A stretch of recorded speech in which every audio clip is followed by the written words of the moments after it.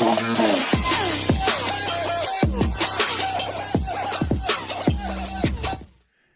everybody, and welcome back to the Control Academy. I'm your host Marshall, and today we're going to be looking at a brand new deck enabled by Kamigawa Neon Dynasty called Tezzeret Control.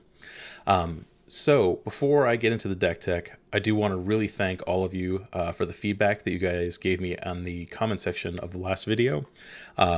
If you don't remember, I had pinned a comment asking for some feedback on what formats you'd like to see me play and things that I can do to make the channel better or that I should focus on to continue improving. You guys give me great feedback. I'm going to implement as much of it as I can, especially as I look to adding another video to the rotation. I'm going to pin a similar comment to this video. Feel free to drop some more feedback. And again, thank you so much to the subscribers to these videos. You guys are the reason that I go through all the effort of posting these to YouTube, and I'm glad that you're enjoying the videos. I hope that you continue to, and I think we're going to have a lot of fun today. So with today's video, we're going to be looking at a deck centered around Tezzeret, Betrayer of Flesh. This card is one of my favorites from the new Kamigawa set. Also, I just want to take a second to talk about this particular alternate art. It's done by the artist who did the original Legend of Zelda art, and so it's just gorgeous. I love it. But that notwithstanding, what Tezzeret wants us to do is turn artifacts into creatures and kill our opponent. So that is really our end game here, and it's very different from the decks that I've posted recently where we're looking to get just a giant bomb threat at the end, lock down the board and kill.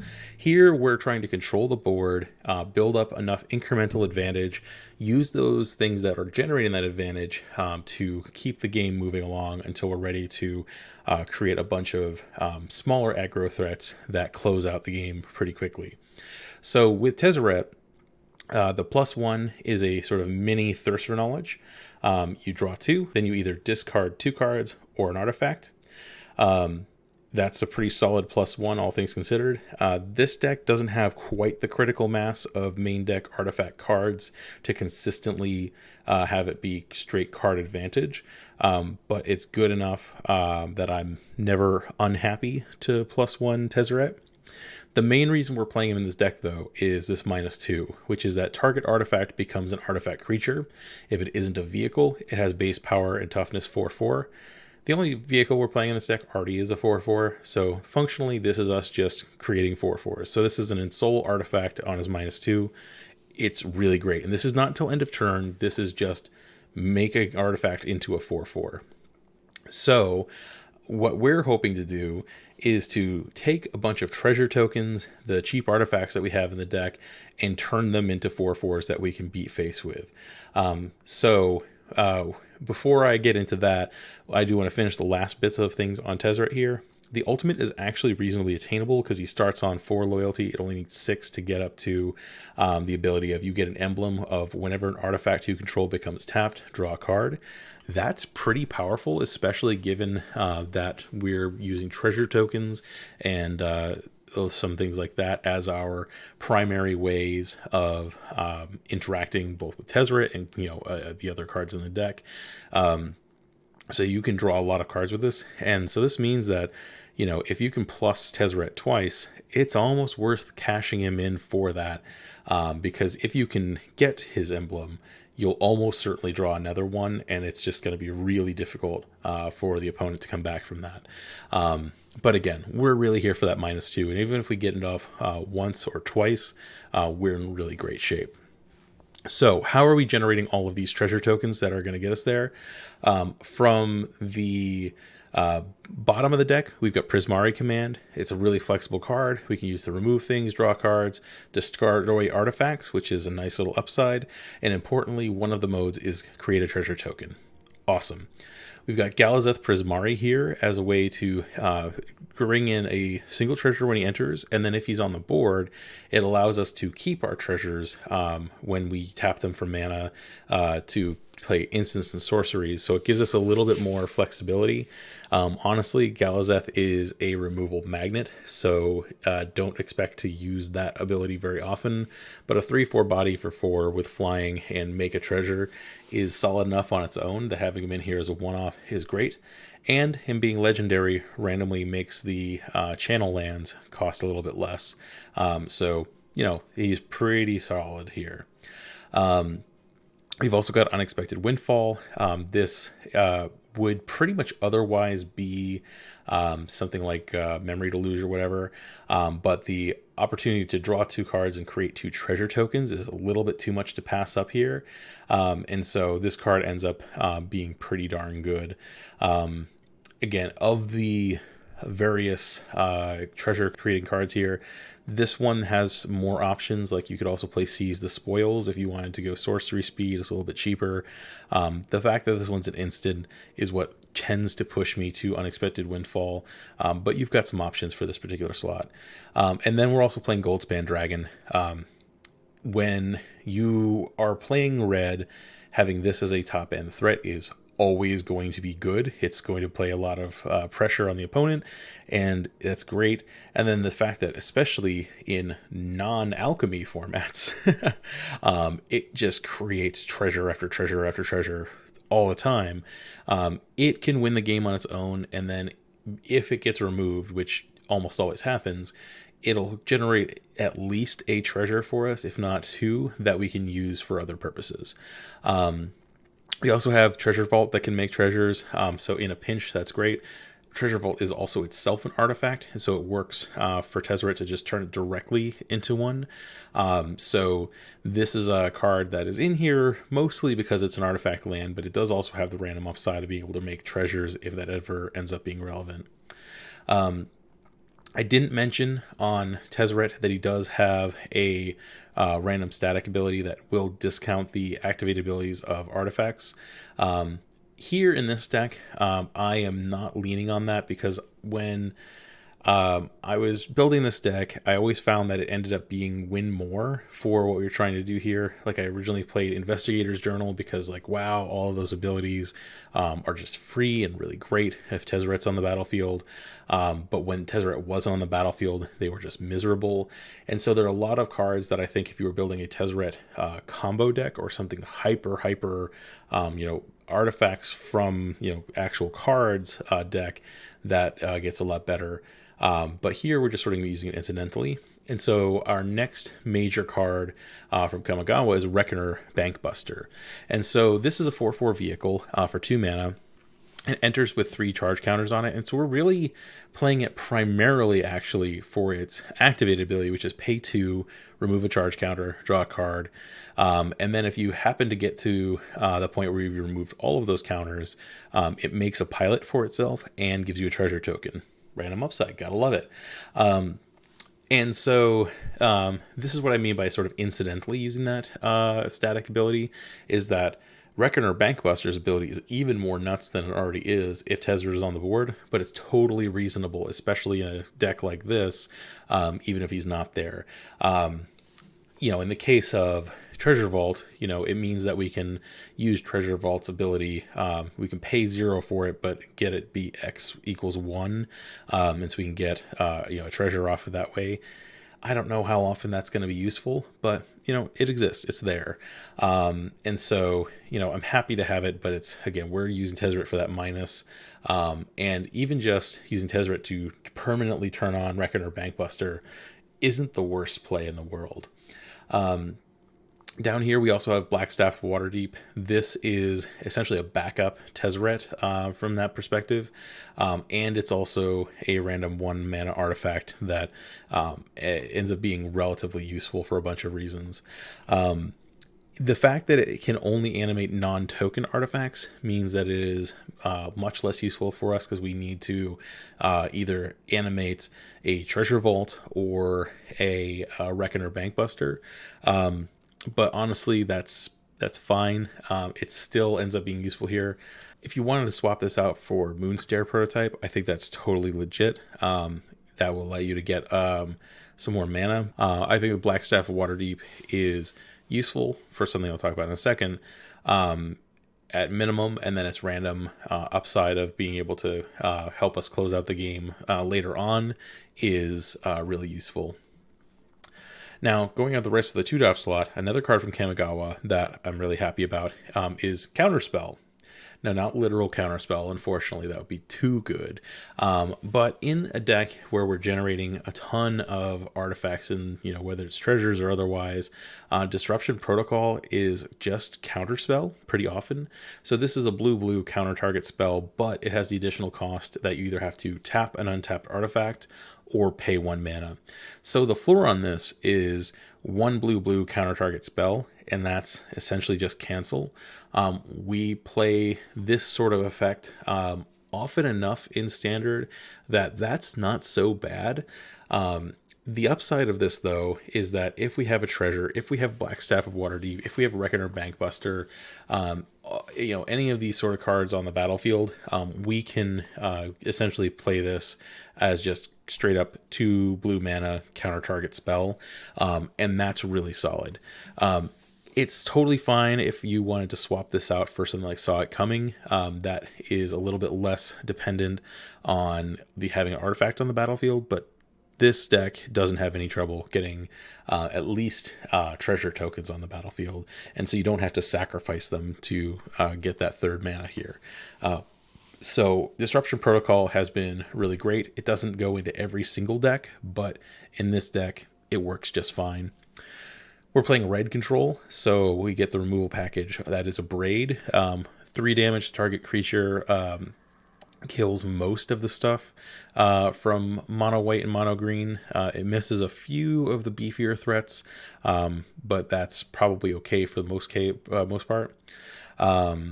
We've got Cinderclasm as our sort of poor man's version of Doomscar. That's probably the card I miss most from the white decks, in that this doesn't scale as well as you'd hope. But essentially we're putting enough on the battlefield at any given time that we can, between some combination of Abrade, Cinderclasm, and a creature, we should be able to kill things that need to be killed. Expressive Iteration has always been a solid way to dig for answers. It continues to be solid here. Happy to play it. And then in the 3-drop slot, we've got Discover the Impossible. I played this in last week's deck and found it pretty medium. I'm warming up to it quite a bit.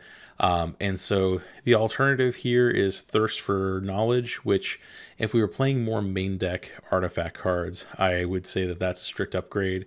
In this build, because we're relying so much on treasure tokens, we can't get the 3 draw 3 discard 1 often enough for it to be reliable. So instead, by using Discover the Impossible, we only get 1 card. Sometimes it's free, and sometimes it's one of these really powerful cards here, honestly. And at the very least, it's just a good way to sink some mana into it. And honestly, even just exiling a Expressive Iteration or Reckoner Bankbuster and being able to cast it, is not that's not a bad thing by any means. And so we get some value out of this pretty often. And then lastly over here, we do need to have some way to kill a lot of big things at once. So Burn Down the House, deal 5 damage to each creature and each planeswalker. I'm seeing a lot of the Wanderer, and obviously Tezzeret's in this deck. I know that the Ninja decks are playing Kaito, even though I haven't actually played against one of those yet. And so this has some random upside relative to Doomscar. And then every so often you'll get to a point where making 3 devils is what you need to actually close out the game. And so it is flexible. I don't think it's as good as the Wraths I'm used to playing, and so I get a bit itchy wishing I had access to Farewell in this deck. But I think keeping the mana tight and the number of mana pips that we're relying on from outside the core is worth it. Otherwise, we've got creature lands, we've got channel lands, and we've got Treasure Vault. I've talked about this before. It's here primarily just because it's another artifact that costs us nothing to play. Gotta love it. And the the channel lands continue to be better and better and better. Sokenzan is probably the weakest of the channel lands, but even with this one, you can sometimes just randomly dump 2 spirits onto the battlefield when your opponent isn't expecting it. That's won me a game on its own before.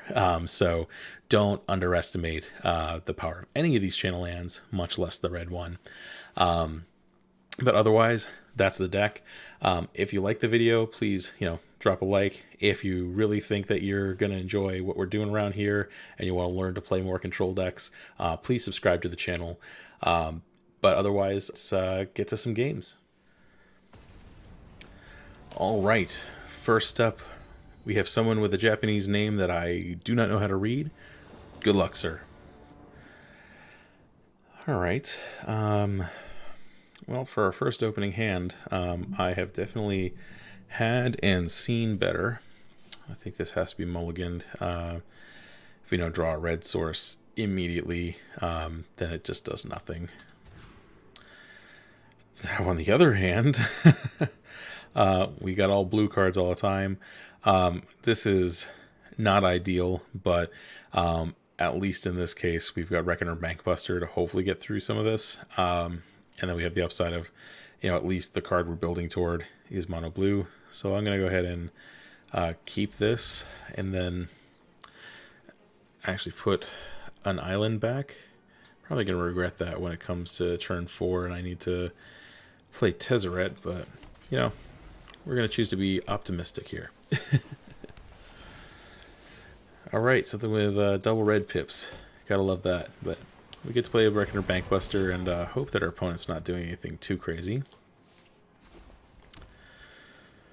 Other planes. Well, hey, there's red mana. Seems good. I'm not going to play the Expressive Iteration just yet. I will pass and plan to draw with Reckoner Bankbuster. What is our opponent up to, I wonder? Black-white. My guess is that those are 2 Doom Scars, which is not great against us, but it does mean that our end game is a bit more challenging. All right, this is working out pretty nicely.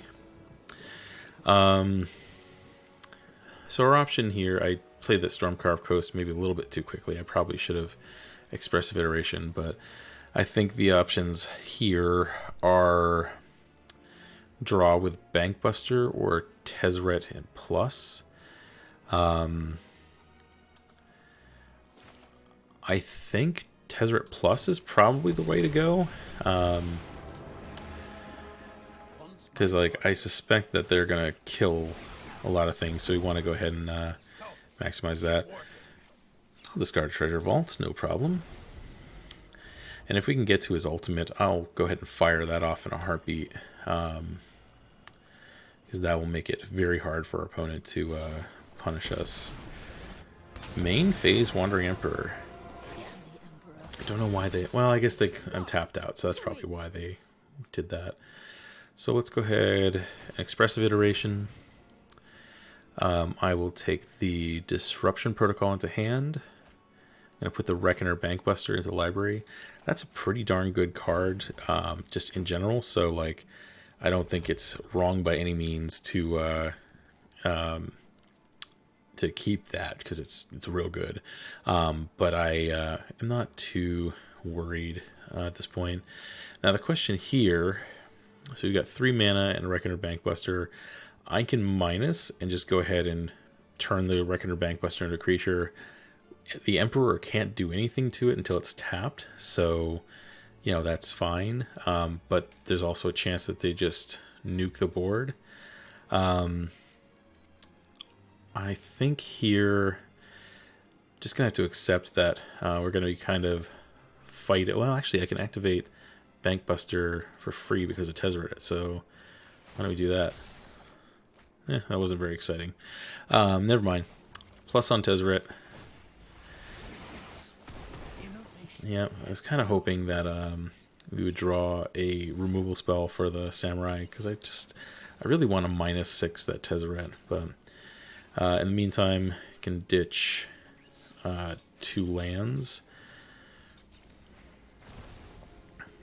And then here, I'll just sit on what we got in turn. Tezzeret will go back to 4 or 3 probably, and that's annoying. But worst things that happen. Oh, they've got blue in this deck. They're playing Esper. Okay. This is okay. Elite Spellbinder. It actually probably got a counter now, but let's do this. I'd rather they not take any of these cards, so yeah.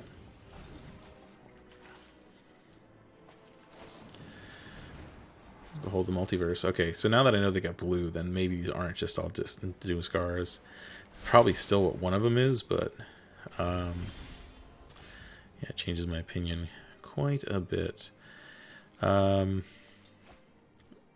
actually don't mind keeping these Otawaras in hand, and they're tapped out, so this is actually pretty great. Let's go ahead and draw with the Bankbuster, since that's free. Backup Tezzeret ain't bad. Let's go ahead and that's a new treasure, so I'm gonna Goldspan, go to combat, attackers, and attack the Wanderer. It's another treasure there. And then here I'm gonna go ahead and, since we have a backup Tezzeret, I'm just going to go ahead and turn one of these treasures into its creature to go on defense. Play one of these on blue, since we have plenty of red mana. And now, you know, we've got some good action going on here. And next turn we can start smacking with the Bankbuster. Although I suspect that if this is a Wrath, that's going to be drawn out now. Kaya the Inexorable. Okay. Go for it. When you can walk through walls, anything looks easy. Curious to see what they choose to exile here.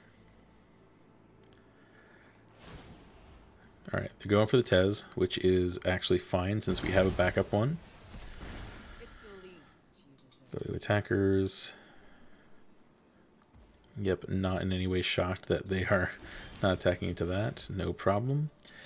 Let's see. I would like to... Oh, I don't have the free draw with that right now. I definitely want to play Tezzeret anyway, so I'm going to do so. And then I'm going to draw... Like... Oh, it doesn't have any charge counters left on it. Alright, well that's fine. I was going to play the Tezzeret anyway. It's very uncommon that I actually have one of these survive long enough for that to matter, so this is interesting. So, okay, let's do this. I'm going to turn this treasure to a dude, and they're going to scoop it. Perfect. Didn't even have to overthink it. Alright, next opponent up. I don't know how to read that, so good luck, sir or madam.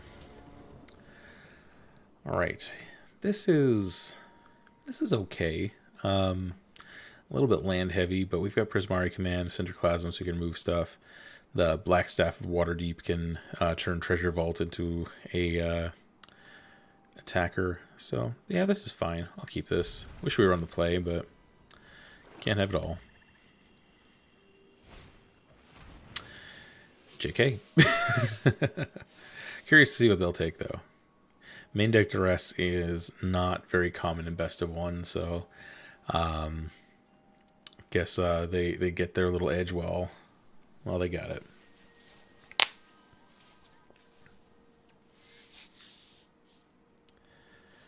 They're thinking real hard about whatever this is.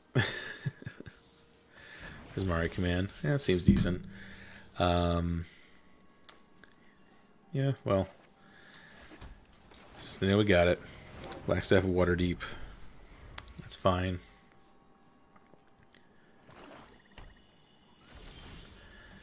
What a follow-up. Here, go ahead and do this.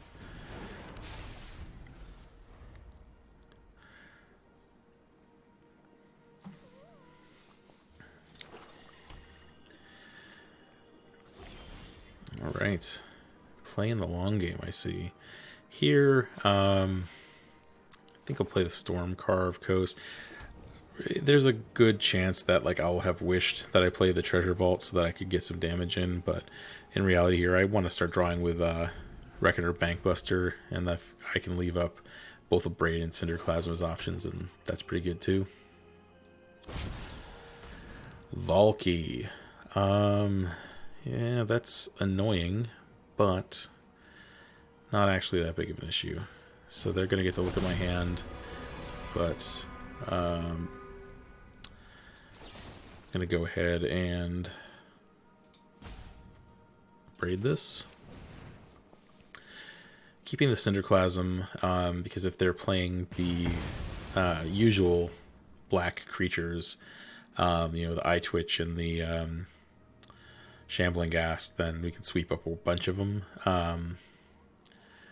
But I think there's a fair argument for having used either of those there. We'll see. Well, they're not going to be able to activate that Goldspan Dragon. And I wasn't going to be able to play it, so is what it is. Expressive Iteration. It's a good draw. And all right, put Discover the Impossible in hand. Put Otawara Library, exile Stormcarved Coast. Play this, and then okay, I can still activate that on the stack. So I'm specifically going to wait until they go to activate it, because they might draw out their land for next turn, and then do that in response. And if they don't have a land drop, then I get to save the mana for Reckoner Bankbuster. This kind of goes into a case, because this ability can be responded to.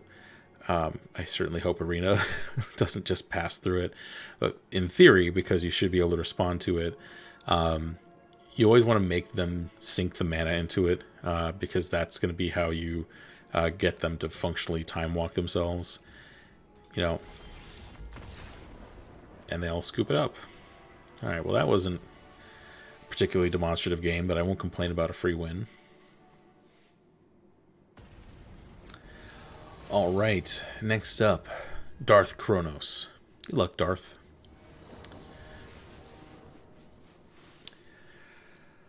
All right, this hand it's okay. If we're up against MonoW, it'll be very happy. The Discover the Impossible gives us the chance to potentially rip something good.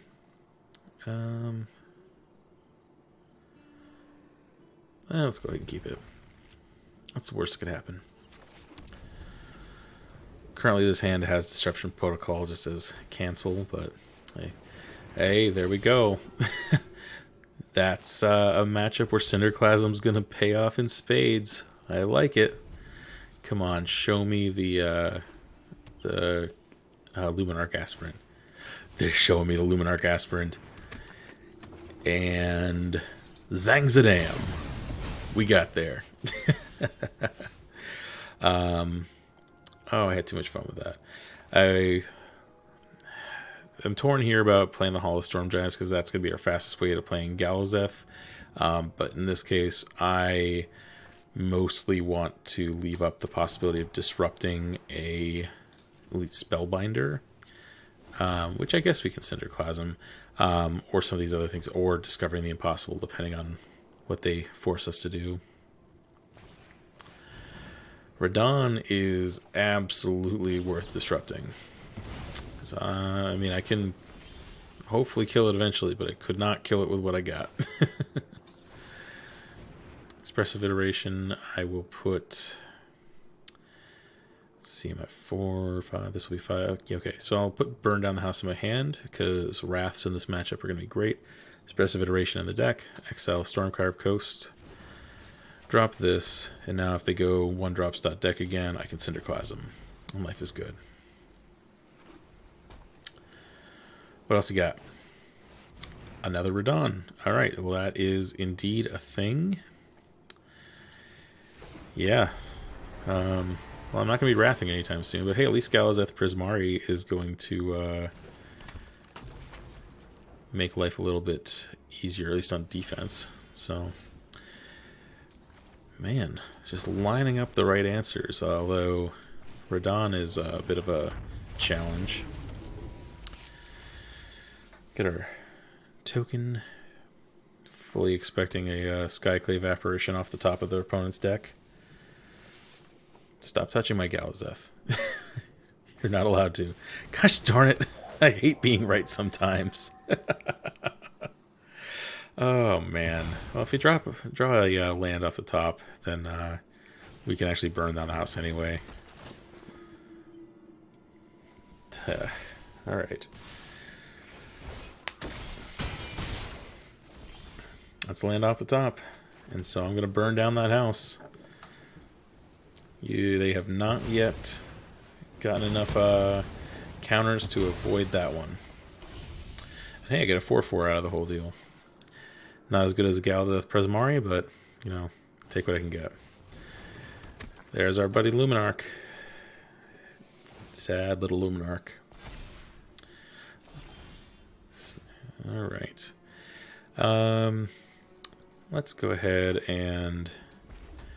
Red mana, I am going to discover main phase on the off chance I get something particularly good. Are they going to Field of Ruin me? This is the worst way to Field of Ruin, unless you need to fix, like, I spent no mana to do that. So, like, I guess I want a basic island.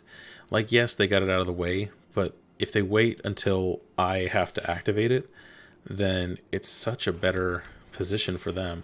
Oh, this is great. So, I mean, I could take Abrade and cast it for free, and that is exciting. But I have plenty of ways to kill this aspirant. I am going to take Tezzeret. Yeah, I may not put... That's right, that's right. And then I'm just going to go ahead and going to kick a Cinderclasm since I have the free mana that they gave me.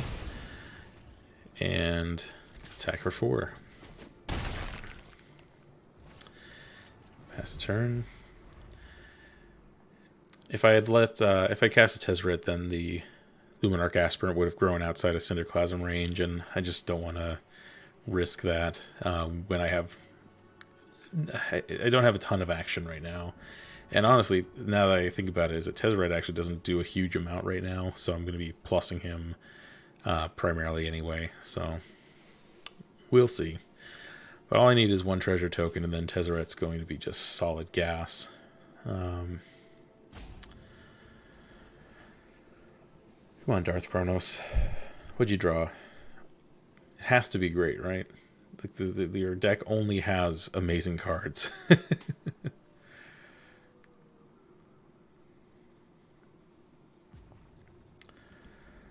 Oh, are they gonna rope me? Come on.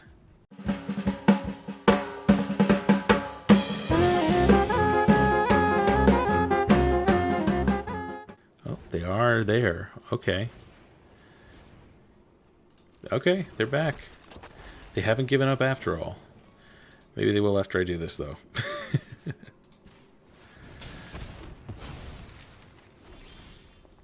Alright. Minus on the treasure. Hit him for 8. I'm going to hold the Otawara to potentially bounce something and hopefully seal this up. I'm glad your toddler is doing better, Darth Chronos. I'm really glad. Oh, still tending. Still tending to them.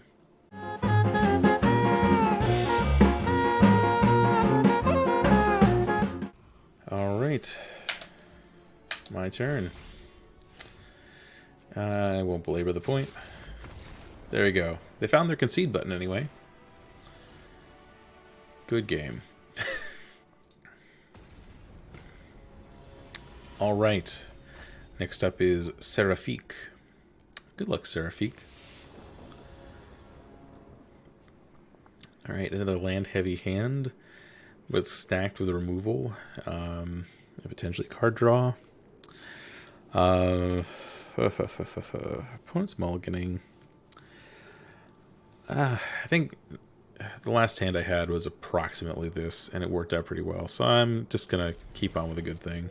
See what happens.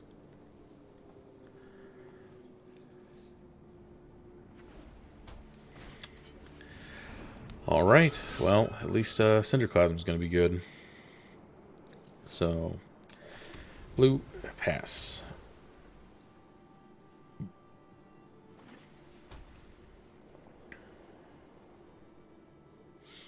Stop fingering my island. It's mine.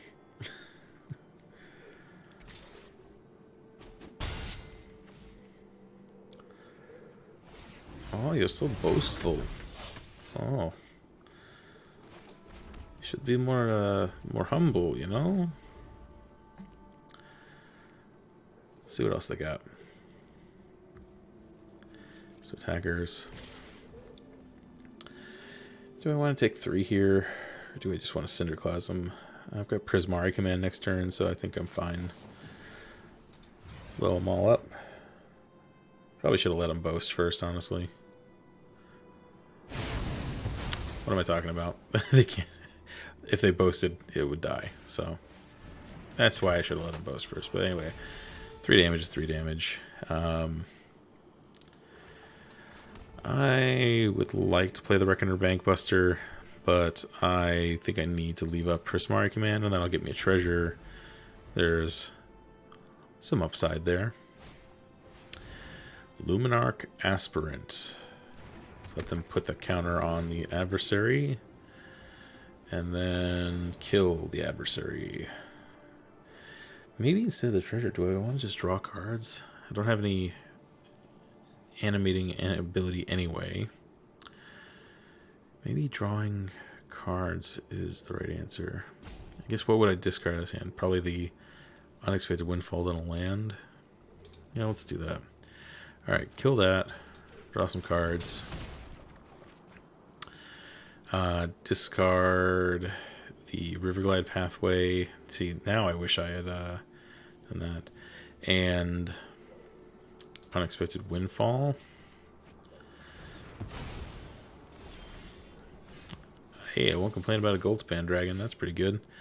Play that out. And then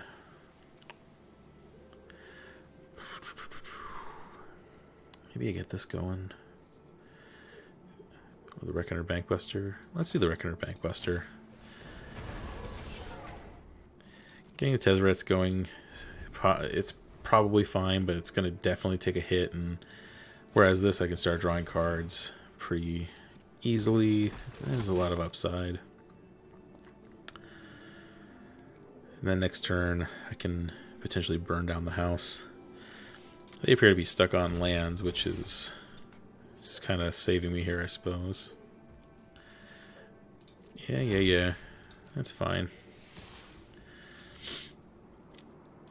Take some damage. Draw some cards. If I could draw a Cinderclasm here, that'd be great. That's not Cinderclasm. That's quite a lot of land, actually. Yeah, let's just go ahead and blow everything up. There's a chance I regret this when they finally draw their next land, but we'll see. Yeah, Intrepid Adversary as a 3/1 is not particularly frightening, if I'm being honest. Let's go ahead and play Hall of the Storm Giants, play Goldspan Dragon. If they want to attack me for 3 or 4, whatever. And that's fine. And then next turn I can Tezzeret, and yeah, we're doing great. Can keep holding on to Otawara. Portable Hole. What do they take? Do I want to just draw a card with this while I got the chance? Because, well, then I can't attack well.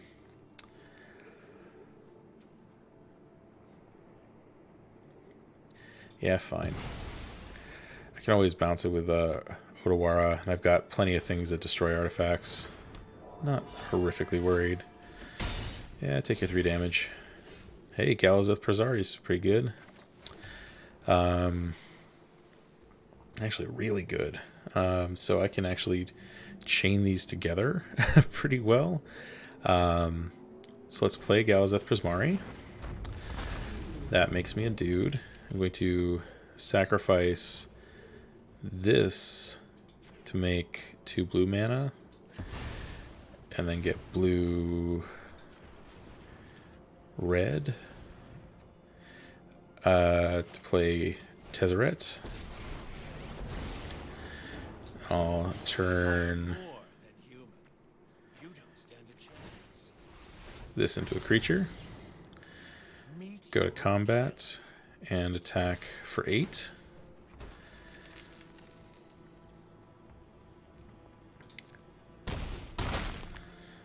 And then, boom. Because I have a legendary creature, I can even bounce something if they decide to get too frisky. This is pretty good. Skyclave Apparition. Alright, let's see what they target. Probably going to take Tezzeret. They're going to take Prismari.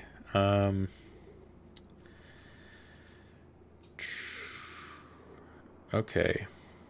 So...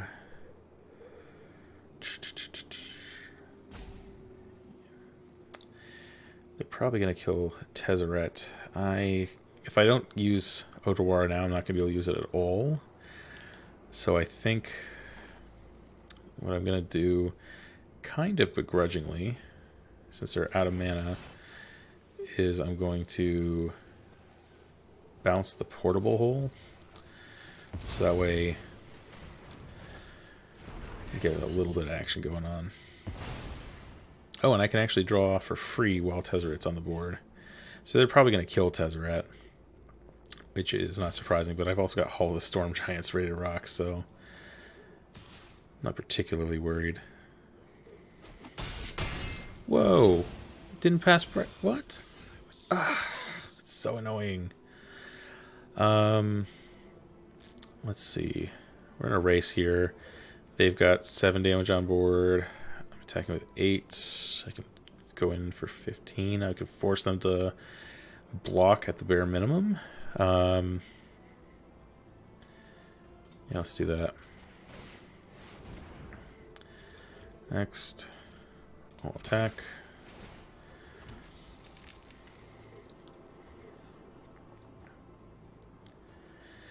If they don't block, they die.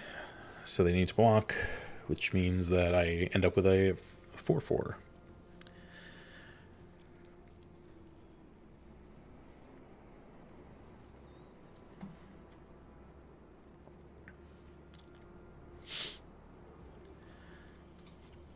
Did I do my math wrong?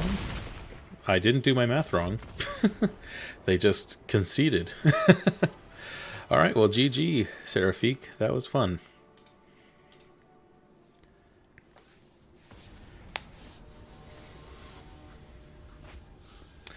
Alright, Libatats. Good luck. Alright. Got Reckoner Bankbuster, removal, counterspell. Definitely had a lot worse, so I'll keep it.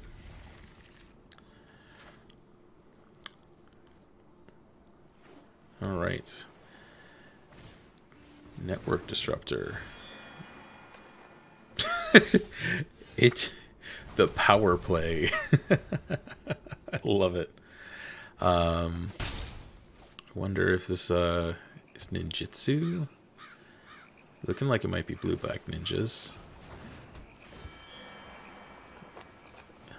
Haha.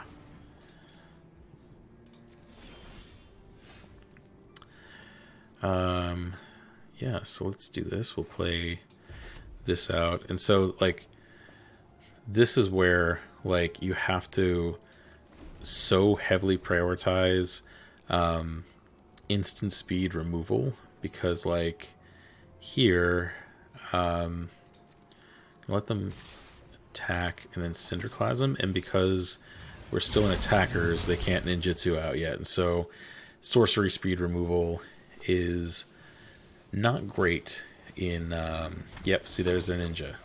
Yep, well, I mean, I guess they couldn't have done it quite yet, but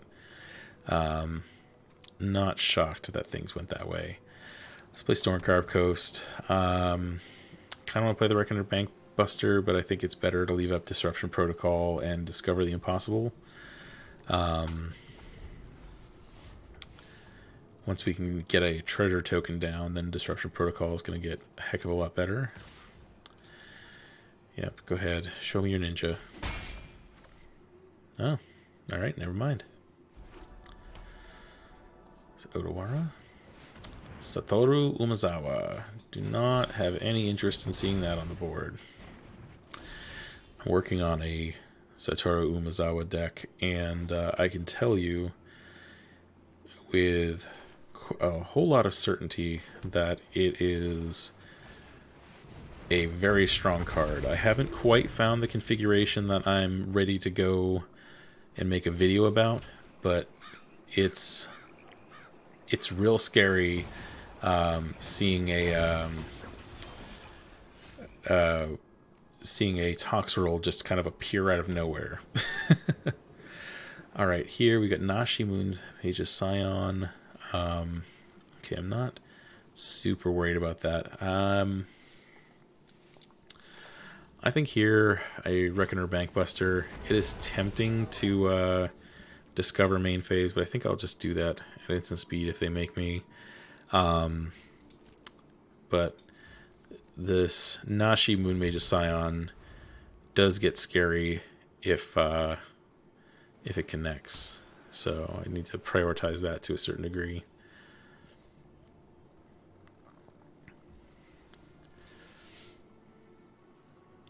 There we go. For this, I'm just going to remove a charge counter. Can't complain about Odawara. And I'll take a Disruption Protocol. Not bad, not bad. Play a Treasure Vault.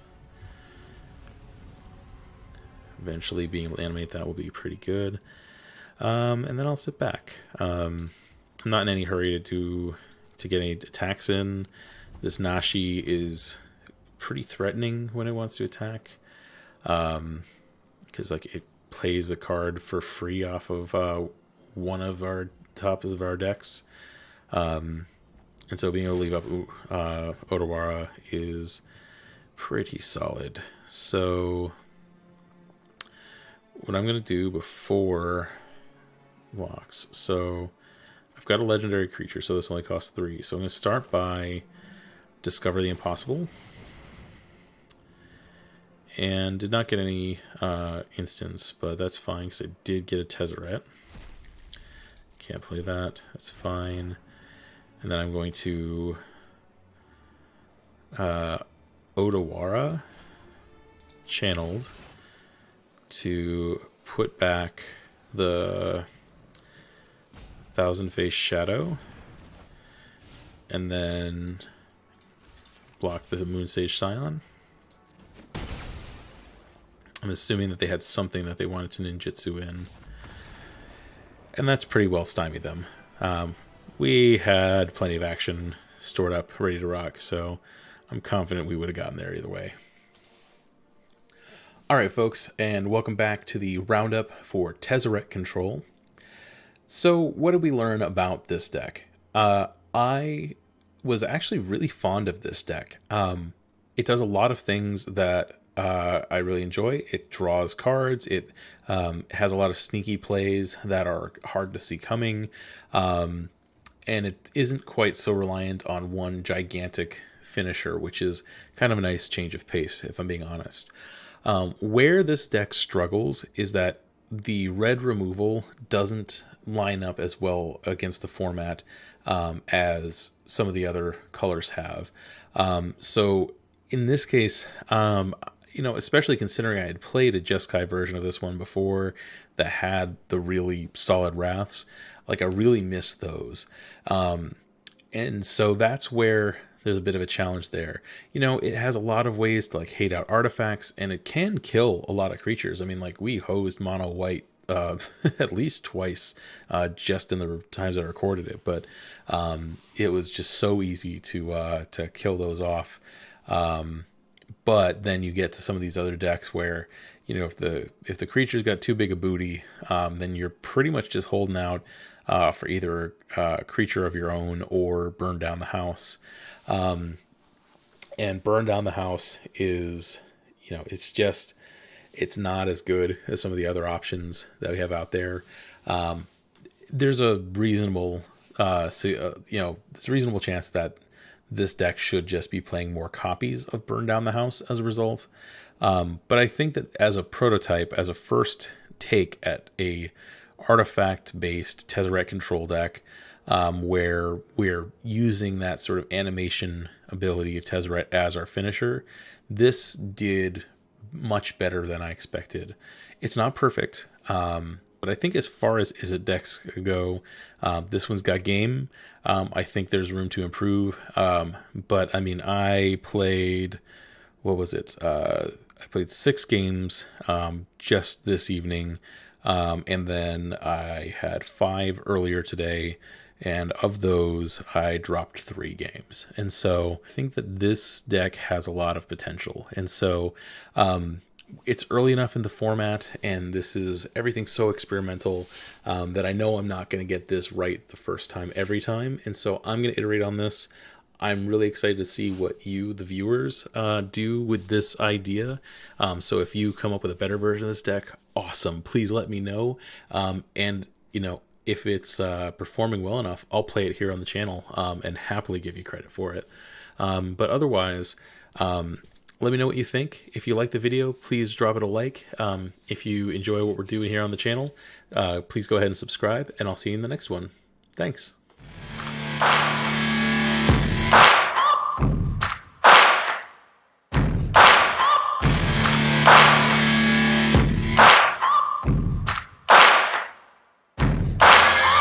Searching for greatness in a sea of the dying to shame.